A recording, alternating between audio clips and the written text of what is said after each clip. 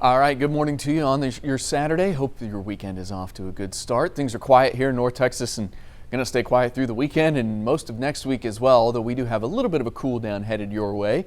We'll talk more about that coming up. In the meantime, let's check in on the tropics because a little busy out there at the moment and will become even busier as we head through the upcoming week. We got this swirling mass of storms out here, or actually swirling storm. That is Kirk, Category 3 hurricane. We also have Leslie down a little farther to the south. Kirk, Leslie, not going to threaten the U.S., but we've been continuing to monitor this disorganized area of low pressure out in the southern Gulf of Mexico all this past week. Has not been able to get its act together just yet, but that likely will change as we head through the weekend and especially into the early part of the upcoming week.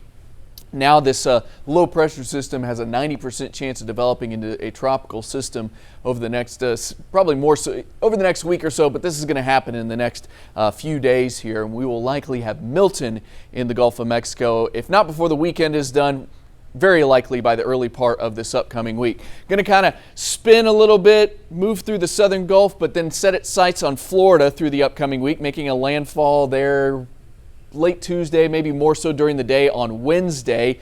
Could intensify pretty quickly as it's moving eastward across the Gulf, and parts of Florida could be dealing with a hurricane again a little bit later on this upcoming week. Southern half of Florida, the most favored for the landfall with that storm.